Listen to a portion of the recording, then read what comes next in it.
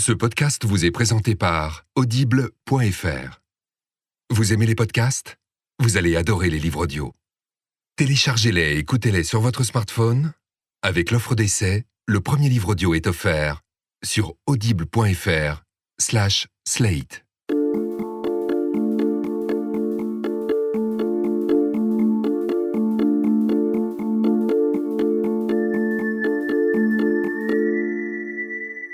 Je parlais avec une amie l'autre jour qui est fan de La Marche de l'Histoire sur France Inter.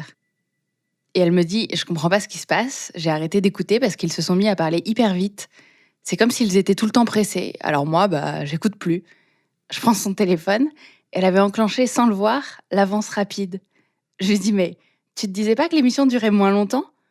Elle me dit « Ah oui, c'est vrai, je pouvais en écouter 2 au lieu d'1 sur le trajet. » Je voulais vous dire que si jamais vous avez ce problème, ce bouton existe, avance rapide. En attendant, pour cet épisode, une histoire vitesse normale, d'adolescence, de naïveté et d'amour. Signé Alexandre Moniol.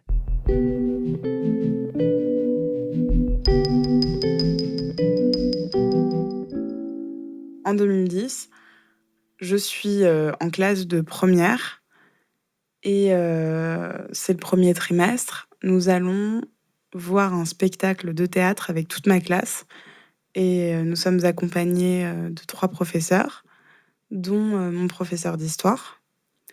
Nous allons voir la pièce. La pièce se termine. Nous sommes devant la Comédie Française et les élèves discutent entre eux avec les profs. Les gens s'éparpillent un peu. Moi, je fais mine de partir et j'arrive à me débrouiller pour revenir discrètement au moment où mon professeur d'histoire quitte la place devant la Comédie Française pour aller chez lui. Il fait nuit, il est 22h30, 23h. Et prise d'un coup de folie, je me dis « Ok, je vais le suivre ». Et je me mets effectivement à le suivre dans la nuit avec pas mal de distance entre nous par sécurité, tout excitée par l'acte extrêmement transgressif que je suis en train de faire. Et il marche et toujours avec cette distance, je le suis. Parfois je cours, parfois je marche, parfois je pose des temps d'arrêt, je me cache derrière des voitures. Il faut absolument pas qu'il me voie. Et pour autant, je suis excitée, je me dis mais si j'arrive vraiment à le faire, je saurai où il habite, enfin. Et ça dure 15 minutes. On arrive à Châtelet-Les Halles, sur une esplanade, où finalement il y a moins d'arbres, il y a moins d'immeubles. Donc c'est un grand espace où, si jamais il tourne la tête, il me voit. Donc il faut absolument que je sois très précautionneuse parce que je suis bien consciente de l'acte hyper borderline que je suis en train de faire. Donc je prends plus de distance. Et dans la nuit, avec l'ombre des arbres, finalement je le perds de vue. Et je me retrouve toute seule à Châtelet-Les Halles, tard, à 23h30 à peu près, et il est parti et je rentre chez moi, je prends le métro, ligne 4, et je me dis mais waouh! Cette histoire commence en 2010, à la rentrée scolaire, donc en fin d'année, septembre, quelques mois avant cette scène, à peu près 4 mois. Et j'ai un prof que je ne connaissais pas avant, que j'avais pas eu en seconde, qui est mon prof d'histoire, qui est un homme extrêmement charismatique, qui est un bel homme, et surtout qui s'exprime extrêmement bien, qui est très éloquent. Donc ses cours sont un bonheur pour les oreilles. Enfin, moi, je trouve ça magnifique, les personnes qui arrivent à bien s'exprimer et qui ont l'art de la rhétorique. Et je suis en classe, il y a un contrôle d'histoire. Et donc, j'étais en train de composer. Et puis, à un moment, je suis au 2e rang. Puis, à un moment, je lève la tête. Et je le vois, donc il est assis à son bureau. Je le vois qu'il me regarde aussi. Et il me sourit. Donc je lui souris naturellement à mon tour. Je rebaisse la tête sur ma copie. Donc je me mets à recomposer. Je relève la tête. Il me regarde encore. Donc là, je me dis, c'est pas possible, il est en train de me reluquer pendant que je compose. Donc je suis toute contente. Je souris, je rebaisse la tête et je me dis, mais c'est pas possible. J'ai levé la tête 2 fois à quelques minutes d'intervalle et à chaque fois que je relève la tête, il est en train de me regarder. Je poursuis ma scolarité d'élève de première et je commence petit à petit à réaliser que je pense beaucoup à lui, heu, que dès que je l'aperçois, je suis extrêmement tendue, je tremble, et je commence à me dire que voilà, c'est pas normal, qu'il y a quelque chose qui cloche et en fait, il y a beaucoup de moments où il est extrêmement joueur avec moi. Donc c'était, des petits sourires en classe, des petits sourires, dans les couloirs s'il me croisait, des regards et il a les yeux, extrêmement bleus. Du coup, c'est vrai qu'un regard insistant de sa part, c'est quelque chose d'assez bouleversant pour moi, où, je me dis que quand même son attitude, elle est avec moi, elle est pas avec les autres. À la fin du premier trimestre, je suis déléguée, en bonne élève que je suis et je n'ai pas les félicitations alors que je les attendais. Donc c'est au vote, à main levée et on ne me les donne pas alors qu'on me fait beaucoup de compliments. Donc à 16 ans, je me sens, absolument victime d'une injustice, totale.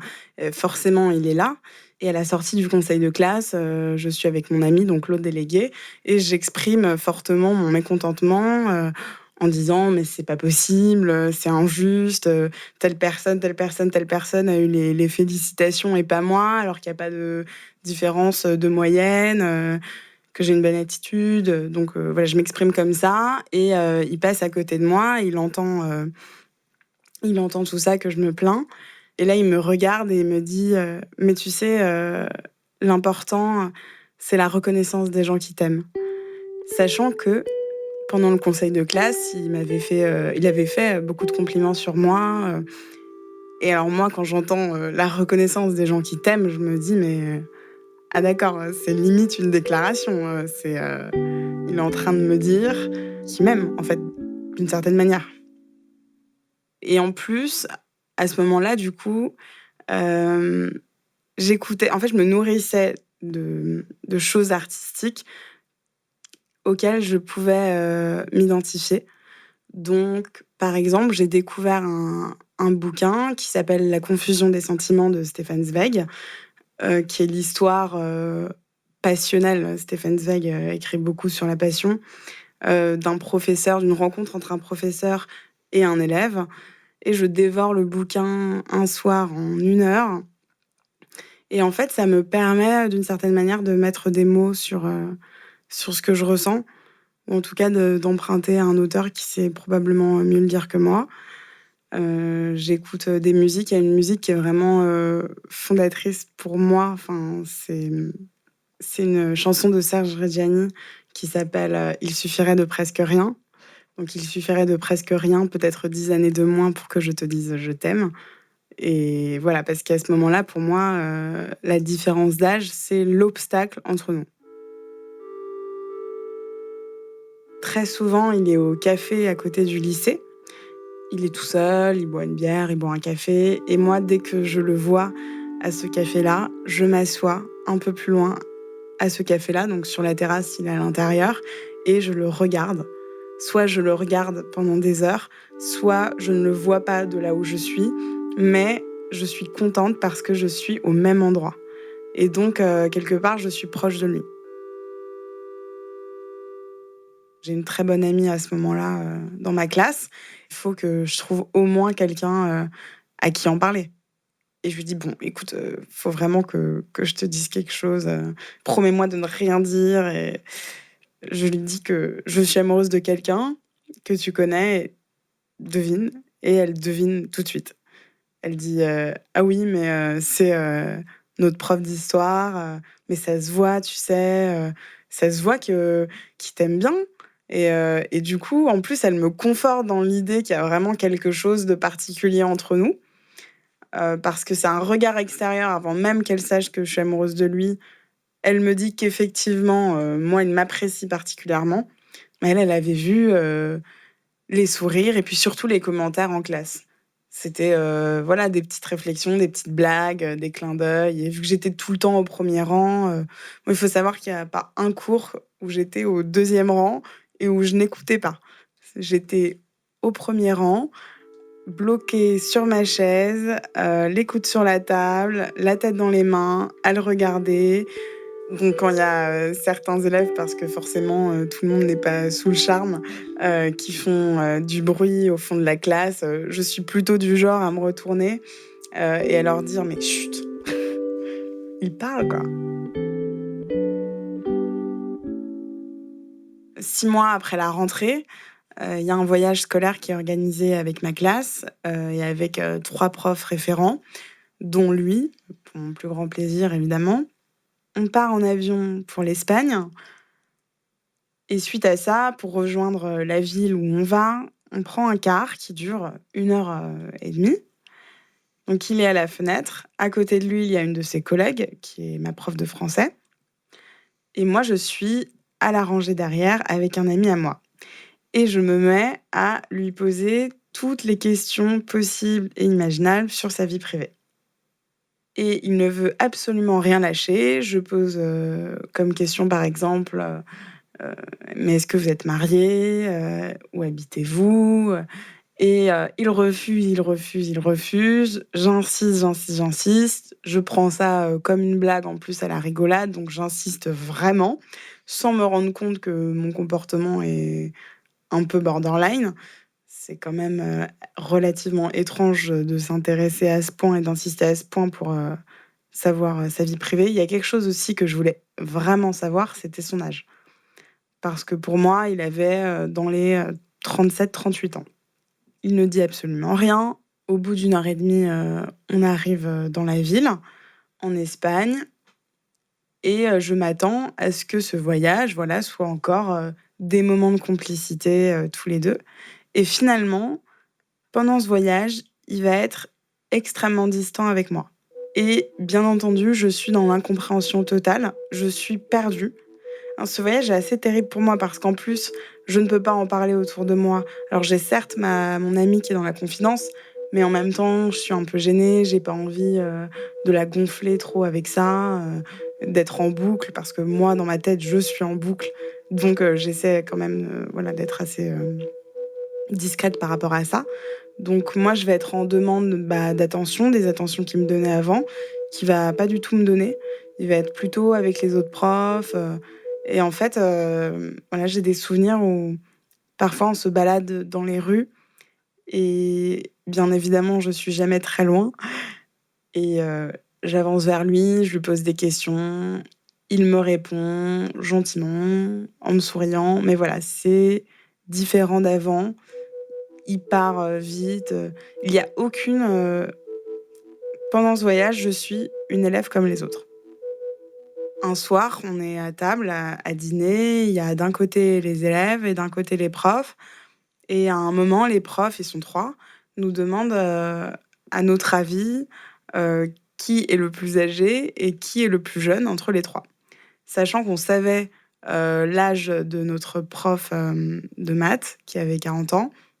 On savait que, l'autre prof avait, dans les 50 ans, mais on ne savait pas évidemment l'âge du prof d'histoire et finalement, ils nous ont dit que c'était lui qui était le plus âgé et donc j'ai appris à ce moment-là qu'il avait forcément plus de 50 ans. Le voyage se termine, nous reprenons, l'avion pour le retour et je suis à 2 rangées dans l'avion de lui. Côté couloir, lui aussi, du coup, je le vois de mon siège et en fait, pendant ces cours, j'avais pour habitude de, l'enregistrer avec mon téléphone, que je posais discrètement sur la table pour pouvoir ensuite, chez moi, le soir, réécouter, sa voix et le réécouter faire cours. à tel point qu'il y a certains passages que je connaissais par cœur, en fait, comme on connaît une chanson. Et donc, j'avais enregistré sur mon téléphone et je l'avais transversé sur mon ordinateur de façon à l'avoir sur mon iPod, sur mon MP3. Et dans l'avion du retour, je me souviens que je suis assise, que je l'ai dans mon champ de vision et que dans mes oreilles, je l'écoute faire court. Et je pars à ce moment-là en voyage au ski avec mes parents. Et là, c'est le moment où l'amour se transforme à proprement parler en véritable obsession. Donc je passe le trajet de l'aller, le trajet du retour à y penser. Toutes les pistes de ski, je les dévale avec une seule idée en tête. Et surtout, le soir, la nuit, je rêve de lui toutes les nuits. Je me souviens exactement que pendant 6 nuits, j'ai rêvé de lui non-stop. Par exemple, je rêve qu'on est tous les deux allongés l'un à côté de l'autre dans un parc avec la nature, qu'il fait beau, les oiseaux chantent, on entend une fontaine. C'est des images très poétiques, très romantiques, très pures et aussi très clichés. C'est un peu des images presque enfantines de l'amour. Et alors, j'en viens à me dire, mais en fait, ce monde des rêves, je m'en rappelle tellement bien que je vois pas pourquoi je pourrais pas les garder avec moi comme des vrais souvenirs. J'ai quand même la maturité de penser qu'il faut vraiment qu'il y ait un déclic. Et ce déclic-là, il sera possible que si je lui avoue mes sentiments. Et donc, j'écris une lettre que je compte bien lui donner à la rentrée, quand je vais le revoir, c'est-à-dire une semaine après. Au lieu d'attendre que ce soit la rentrée et d'aller le voir à la fin du cours pour lui demander on va prendre un café, je l'appelle pour savoir si on peut se prendre un café avant la rentrée.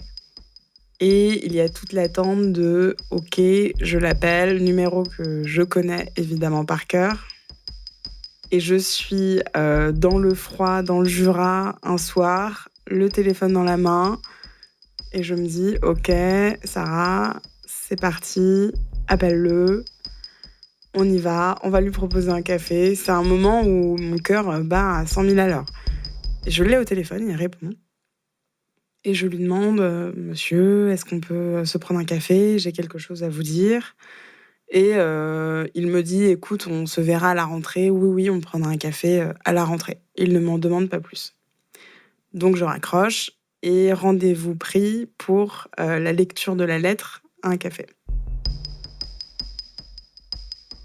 Vient la rentrée. Je vais en cours, j'ai cours avec lui, et à la fin du cours, je lui dis « Monsieur, j'ai quelque chose à vous dire, il faut que je vous parle, est-ce qu'on peut se prendre ce café ?» Et il me dit « Mais tu peux pas me le dire maintenant ?»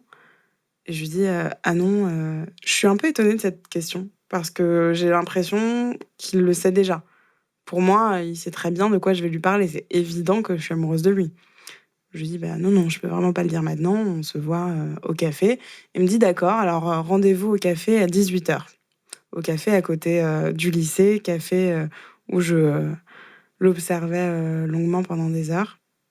Évidemment, à 17h45, je suis au pied de guerre au café et je me mets à l'attendre. J'ai la lettre dans les mains que j'ai écrite à l'ordinateur puis que j'ai recopiée manuscritement, évidemment.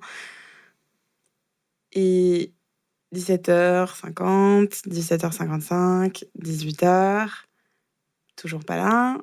Bon, 18h05, 18h10, 18h15, et je commence vraiment à paniquer parce que quand il m'avait dit 18h, il m'avait dit oui, on se verra à 18h parce que j'aurai 30 minutes, parce qu'après j'ai rendez-vous avec des parents d'élèves.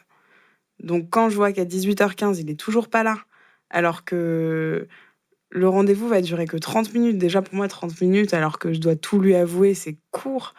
Mais alors, quand je vois qu'à 18h15, il n'est pas là, je me dis, mais vraiment, c'est dingue de faire ça. Enfin, c'est vraiment pas me respecter. Encore une fois, je me dis qu'il est au courant, qu'il sait que je vais lui déclarer mon amour, et je trouve ça vraiment dingue qu'il ose être en retard. Et donc, je pars du café. Je me dis: «Mais comment tu peux faire ça à une gamine de 16 ans? Enfin, qui t'aime?» Je comprends pas.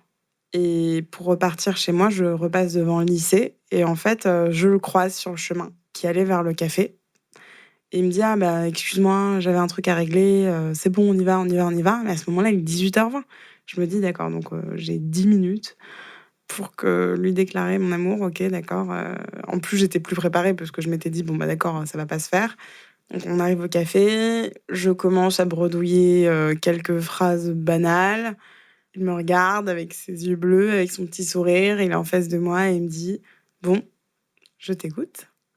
Et donc là, je bafouille, «Alors voilà, monsieur, j'ai quelque chose à vous dire, c'est-à-dire que je ne vous considère pas comme, un prof normalement». Et là, il me regarde et il me dit: «Mais Sarah, je le sais. Crève l'abcès, dis-le-moi». OK, je pense que je suis, amoureuse de vous et je sais, que c'est pas possible. Je sais que c'est pas possible à 99,99 mais j'ai toujours ce 0,001 d'espoir. Et là, il me coupe, il m'arrête et il me dit: «Non, mais c'est pas 0,01 c'est pas 0,001 c'est 0. Il se passera jamais rien entre nous, c'est impossible. Il y a trop de différences d'âge, trop de différences de maturité. Stop». Je suis pas étonnée parce que c'est ce à quoi je m'attendais, mais il y a quand même la lettre à lire et j'ai pas envie que la lettre passe à la trappe parce que j'ai envie de lire ma lettre. Je suis assez fière de ma lettre et je lui dis: «D'accord, bon, je vous ai écrit une lettre, je vais vous la lire». Et il me dit: «Non, tu me la lis pas». «D'accord, je veux pas que tu me la lises parce que tu mettrais trop d'émotions dedans et je ne veux pas nourrir un espoir ou une attente quelconque. Donc tu ne me la lis pas. Très bien. Par contre, je veux bien la prendre, mais à une condition, c'est que tu ne viennes jamais, jamais me demander ce que j'en ai pensé. Tu me donnes la lettre et c'est fini». Et donc je promets. Je lui donne la lettre et nous partons du café. Ça a duré 10 minutes. Je descends dans le métro et je suis un peu, je suis fébrile, en même temps, je suis soulagée. Je me dis, «Ça y est, quoi, ouais, j'ai vécu un truc, de malade, mais c'est bon, ça va aller mieux maintenant. Là, la réalité, elle est inévitable». Je mets, quelques semaines, quelques mois à vraiment, me détacher et il y a des moments où je craque. Notamment, un jour, on fait un travail, d'écriture avec, des amis à moi. On est avec lui dans une salle, donc c'est vraiment un moment à 4. Et j'ai dû écrire un texte avant qu'on est en train de corriger et il corrige, le texte beaucoup, c'est-à-dire qu'il reformule énormément de mes phrases et donc du coup, c'est aussi un geste un peu de révolte par rapport à lui. Je dis: d'accord, donc j'ai rien écrit en gros». Et là, il se met vraiment en colère contre moi. Il se retourne et il me dit: «OK, j'arrête, je pars». Enfin, ou un truc où il fait son cinéma, où il me reproche, voilà, mais vraiment frontalement, mon attitude. Donc encore une fois, on est dans quelque chose où je le déçois d'une certaine manière. Et d'un côté, je me dis: «Mais c'est fou, enfin, il sait très bien que je l'aime», et ma réaction à ce moment-là, c'est de mettre ma tête dans mes mains et de pleurer. Et je commence à pleurer, à pleurer, à pleurer. Je suis devant mon ami qui est dans la confidence et un autre élève. Il est là, il me voit pleurer, il me dit: «Bon, bah, sors». Donc je sors dans le couloir, je vais dans les toilettes, je pleure, mais je suis en sanglots, je suis inconsolable.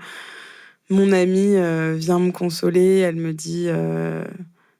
dit que pendant que j'étais aux toilettes, il lui a demandé s'il avait été vache ou s'il avait été dur avec moi. Et alors ça me fait plaisir. Je me dis: «Mais c'est bien». Au moins, je suis contente parce que je me dis: «Il voit que je souffre». Et je rentre en cours. Ensuite, je pars sans dire au revoir. Je descends les escaliers, je suis dans la rue Et là, mon portable vibre. Et là, je vois son nom qui s'affiche sur mon portable. Il est en train de me téléphoner. C'est la première fois que je reçois un appel de lui. Je suis bloquée sur place. Il me dit « Écoute, Sarah, je suis désolée. J'ai pas voulu être méchant, mais tu sais, c'est pas grave, y a pas de problème. » Et alors là, moi, je m'écrase complètement. Je dis « Mais je voulais pas vous décevoir. » Il me dit « Mais non, mais y a pas de problème. T'inquiète pas, passe une bonne soirée. » Je raccroche, ça a duré 19 secondes. Je suis OK. Je suis doublement contente parce que je me dis, d'une part, qu'il a pensé à moi, que ça fait 10 minutes qu'il pense à moi et qu'il pense à m'appeler et qu'il tient à ce que je sois bien. Et de deux, il a vraiment vu que j'étais pas bien par rapport à ça et que je souffrais. Et il m'a appelé, quoi. Enfin, c'est ouf. Je suis trop contente. Un an après, on est en fin juin, début juillet. J'ai passé le bac. J'ai fini mon année de terminale. Ce n'est plus mon prof. Et je suis dans un bar avec des amis à moi, des amis de la classe. Et on rigole, on parle de tout, on parle des profs. À ce moment-là, je suis complètement remise. Il n'y a plus aucun problème par rapport à cette histoire. Je ne suis pas sûre que tout le monde soit au courant quand même. Hein. Je ne pense pas que c'est quelque chose qui est dit à ce moment-là. Et un ami à moi raconte au groupe « Tiens, j'ai vu notre prof d'histoire, je l'ai croisé dans la rue, il était avec un mec. » Et la scène ne laissait aucune place au doute. Il l'a vu avec un homme, probablement se tenir la main. Enfin, quelque chose d'évident, quelque chose d'éloquent. Donc j'apprends ce soir-là, il est 1h du matin, quelques coups dans le nez, que en fait, celui que j'ai aimé passionnément pendant 1 an était gay. J'ai les larmes aux yeux, je me dis, mais ça met vraiment un point final à l'histoire, parce que je me dis, d'accord, bon alors c'était vraiment, vraiment, vraiment pas possible. J'étais vraiment à côté de la plaque. C'est un peu comme si j'avais été... pas trompée, mais que j'avais vraiment vécu toute seule l'histoire.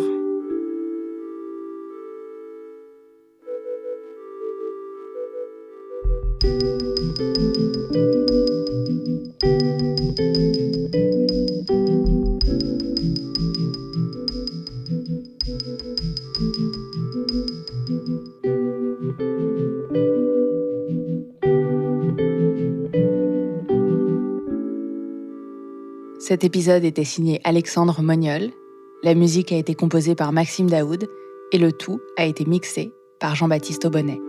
Et bientôt, nous enregistrons un transfert spécial dans lequel nous reviendrons sur cette première saison, puisqu'elle se termine, sur la manière dont nous avons travaillé, sur les coulisses si on veut. Posez-nous vos questions et faites-nous vos remarques en format audio, avec l'enregistreur vocal de votre téléphone par exemple, et envoyez-nous le son à podcast@slate.fr. Nous diffuserons vos messages et nous y répondrons. Et puis vous pouvez aussi m'envoyer des DM, des questions, des remarques sur Twitter, @chapudlowski. À très vite. Ce podcast vous a été présenté par audible.fr. Vous aimez les podcasts ? Vous allez adorer les livres audio. Téléchargez-les et écoutez-les sur votre smartphone. Avec l'offre d'essai, le premier livre audio est offert sur audible.fr/slate.